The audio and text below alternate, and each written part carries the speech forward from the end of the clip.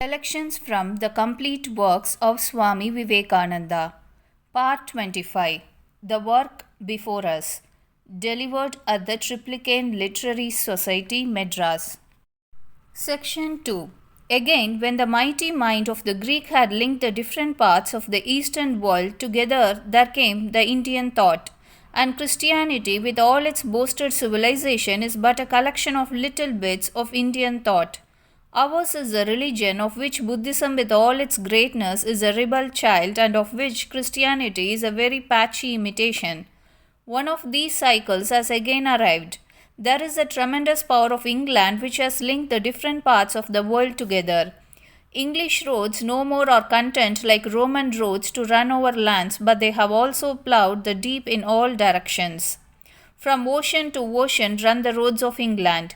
Every part of the world has been linked to every other part, and electricity plays a most marvelous part as a new messenger. Under all these circumstances, we find again India reviving and ready to give her own quota to the progress and civilization of the world. And that I have been forced, as it were, by nature to go over and preach to America and England is the result. Every one of us ought to have seen that the time had arrived. Everything looks propitious, and Indian thought, philosophical and spiritual, must once more go over and conquer the world. The problem before us, therefore, is assuming larger proportions every day. It is not only that we must revive our own country, that is a small matter. I am an imaginative man, and my idea is the conquest of the whole world by the Hindu race. There have been great conquering races in the world. We also have been great conquerors. The story of our conquest has been described by that noble emperor of India, Ashoka, as a conquest of religion and of spirituality. Once more, the world must be conquered by India. This is the dream of my life, and I wish that each one of you who hear me today will have the same dream in your minds, and stop not till you have realized the dream. They will tell you every day that we had better look to our own homes first and then go to work outside. But I will tell you in plain language that you work best when you work for others. The best work that you ever did for yourselves was when you worked for others, trying to disseminate your ideas in foreign languages beyond the seas. And this very meeting is proof how the attempt to enlighten other countries with your thoughts is helping your own country. 1/4 of the effect that has been produced in this country by my going to England and America would not have been brought about had I confined my ideas only to India. This is the great ideal before us, and everyone must be ready for it, the conquest of the whole world by India. Nothing less than that, and we must all get ready for it, strain every nerve for it. Let foreigners come and flood the land with their armies, never mind. Up India and conquer the world with your spirituality. Aye, as has been declared on this soil first, love must conquer hatred. Hatred cannot conquer itself. Materialism and all its miseries can never be conquered by materialism. Armies, when they attempt to conquer armies, only multiply and make brutes of humanity. Spirituality must conquer the West. Slowly they are finding out that what they want is spirituality to preserve them as nations. They are waiting for it. They are eager for it. Where is the supply to come from? Where are the men ready to go out to every country in the world with the messages of the great sages of India? Where are the men who are ready to sacrifice everything so that this message shall reach every corner of the world? Such heroic souls are wanted to help the spread of truth.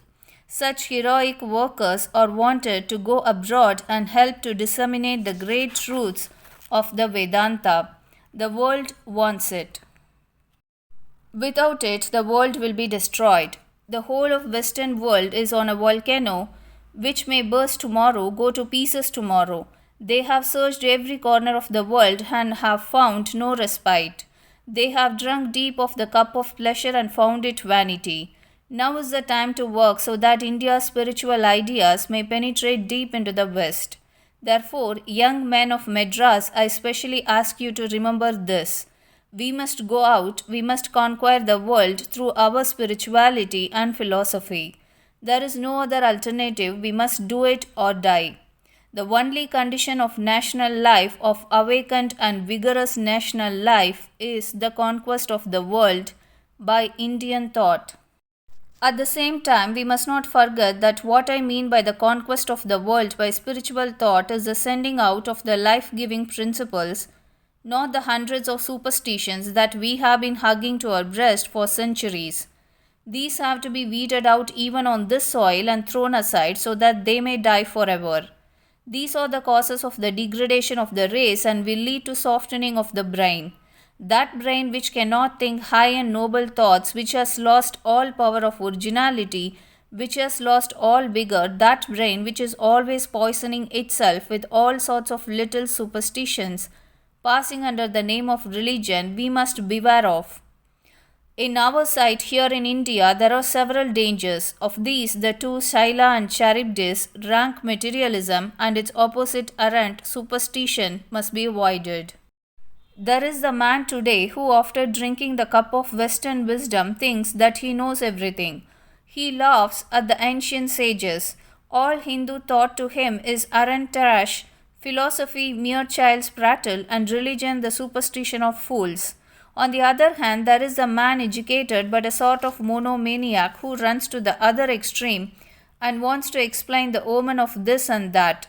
He has philosophical and metaphysical and Lord knows what other puerile explanations for every superstition that belongs to his peculiar race or his peculiar gods or his peculiar village. Every little village superstition is to him a mandate of the Vedas, and upon the carrying out of it, according to him, depends the national life.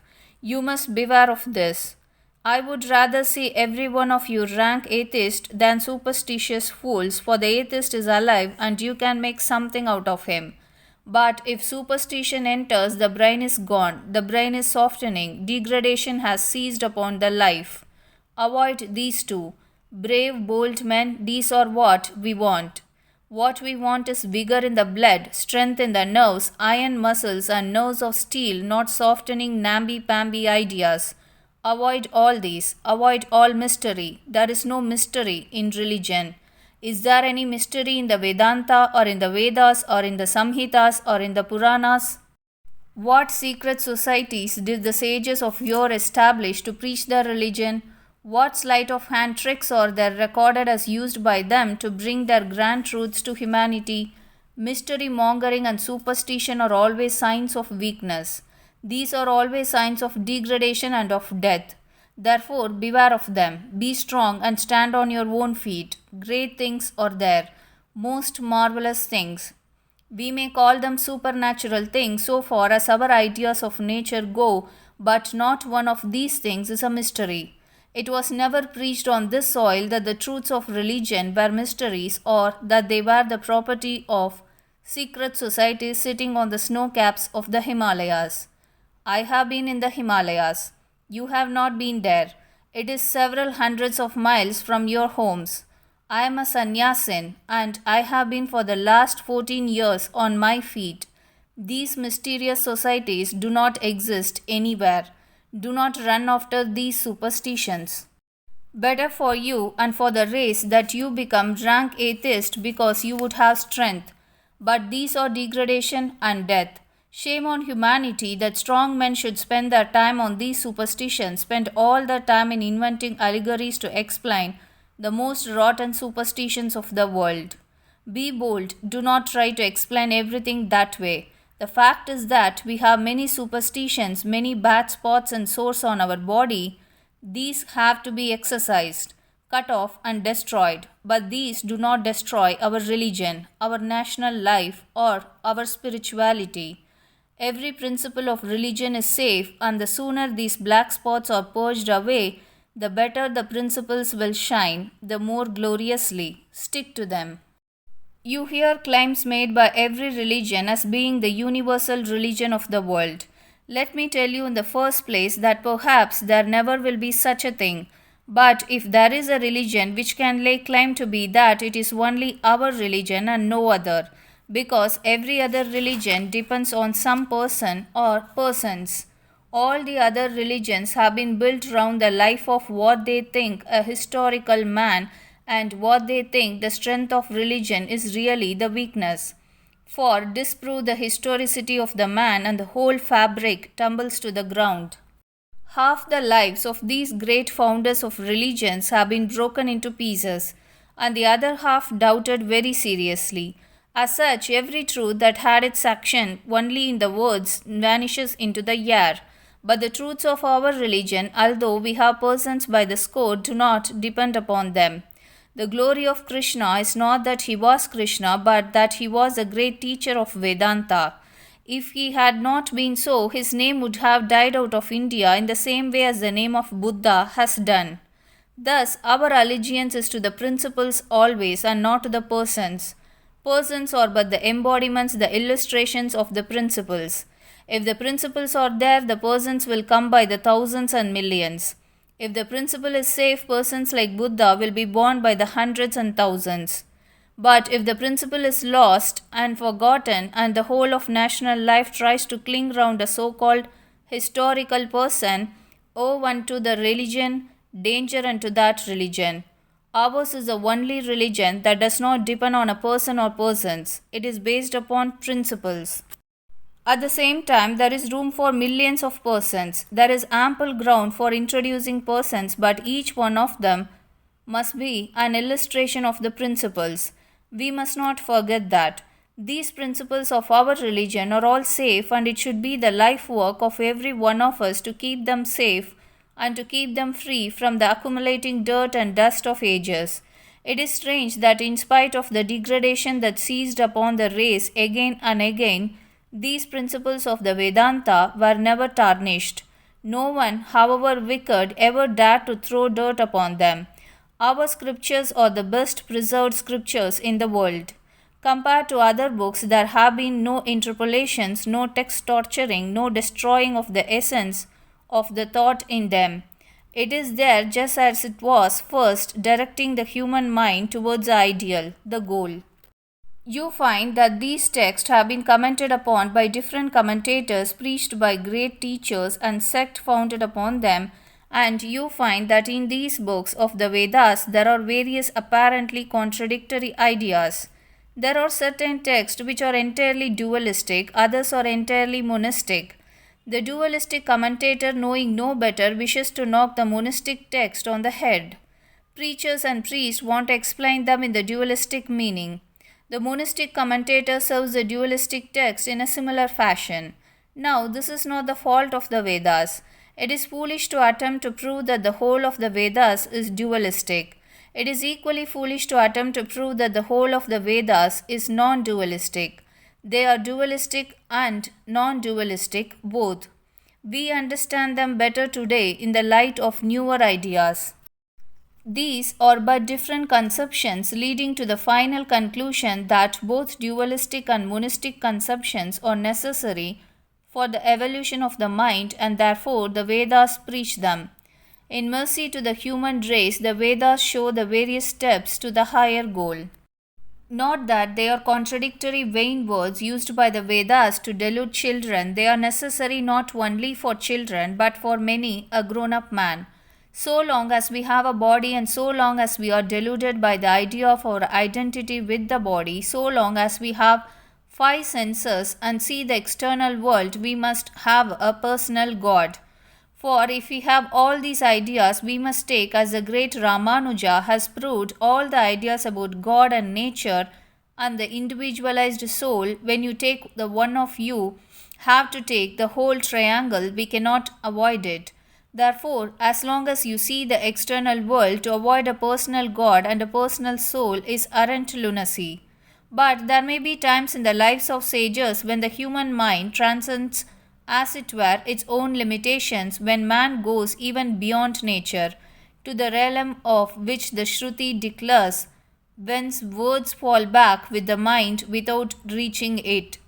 There the eyes cannot reach, nor speech, nor mind. We cannot say that we know it. We cannot say that we do not know it. There the human soul transcends all limitations, and then alone flashes into the human soul the conception of monism. I and the whole universe are one. I and Brahman are one. And this conclusion you will find has not only been reached through knowledge and philosophy, but parts of it through the power of love. You read in the Bhagavata when Krishna disappeared and the gopis bewailed his disappearance that at last the thought of Krishna became so prominent in their minds that each one forgot her own body and thought she was Krishna and began to decorate herself and to play as he did. We understand, therefore, that this identity comes even through love. There was an ancient Persian Sufi poet, and one of his poems says, I came to the beloved and beheld the door was closed. I knocked at the door, and from inside a voice came. Who is there? I replied, I am. The door did not open. A second time I came and knocked at the door, and the same voice asked, Who is there? I am so and so. The door did not open. A third time I came, and the same voice asked, Who is there? I am thyself, my love, and the door opened.